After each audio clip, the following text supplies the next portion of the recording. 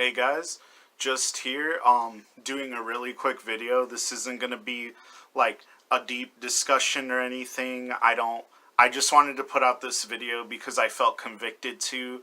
I didn't write a script or anything, so a lot of this is just coming off the cuff. Just me blurting out how I'm feeling about this situation. As the title says, I don't plan on buying Soul Calibur 6.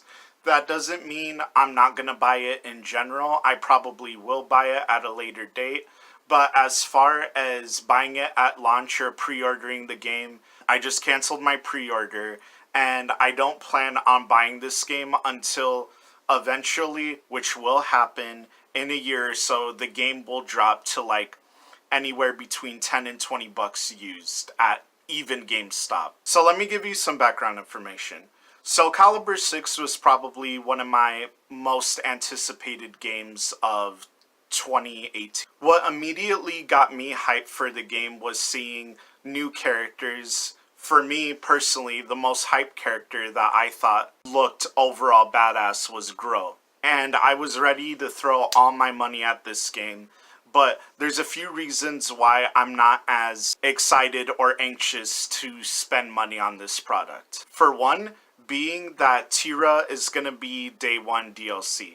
There's a lot of speculation going on, and I haven't really found any concrete answers online, but a lot of people say if you pre-order the game, then you get Tira automatically as free DLC, versus those who do not pre-order do not get Tira as free DLC. They have to pay a fee for it. Whether the case, even if all it takes is you pre-ordering the game to get a character, that's a pretty shitty business practice. I've seen a lot of people defend this business practice as, oh, but there's precedent. Other games have done it before, like Dragon Ball FighterZ or Street Fighter. Maybe even Tekken have done this before. This is nothing new. That may be the case. And though those events have happened, those decisions to have those games function like that with Day 1 DLC, even though it has been done before, it's not at all a good business practice, and it's not any less shitty. Personally, I'm a huge fan of Tira. I don't play her very much, but I know people who do. It kind of seems shitty to me because the game hasn't even been released yet. And yet you have this fully fleshed out character who's got a moveset, who's got the aesthetics, and everything locked down to a T. Tira is a finished character. They're not having her come in the game straight out of the box. That just seems disingenuous and shitty to me. I also see a lot of justification of people saying, well, she's not in the story as this is a reboot and she doesn't fit, so it makes sense that she's DLC. That's kind of shitty logic on its own, mostly because a lot of the game's story modes don't dictate how the roster functions of a game. In most fighting games, the full roster doesn't even make it into the story or the campaign mode, so you can't really use that as logic because it makes no sense. If we were just talking about Soul Calibur as a series, you can't use that logic either because half of the game's cast didn't even make it into the story mode of Soul Calibur 5. That to me just seems flimsy, and at worst, you're basically defending a company for practicing a shitty business practice by using your own little in-game logic. It's stupid. But anyway, getting off the one-day DLC, which rubs me the wrong way. To me, it's just representative of what, like, EA did with Battlefront or whatever. It just seems like really shitty to me. Just because other people have done it in the past doesn't make it any less shitty. It just only means it's becoming more and more accepted. I could understand if they release the game or they completed production on the game and they hold it off on the announcement for DLC after the fact that the game was released. It wouldn't necessarily make it any less shitty if they were holding on to finished characters to make as DLC. That would still be fucking wrong. But if they did have to spend extra time developing these characters after the game was released and posted them as DLC, that would be completely fine with me.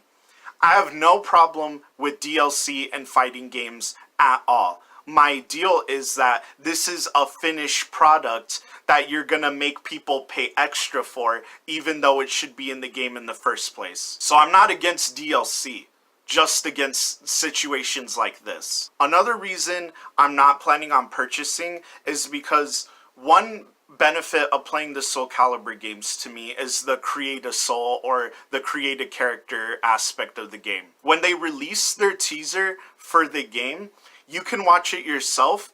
It literally looks like they just ported all the created shit and created items from like Soul Calibur 3 onward. It looks like they haven't made any effort in making their character models look any better than they have in the past. In the trailer for the Create a Soul, you can see the custom characters off and on in the trailer.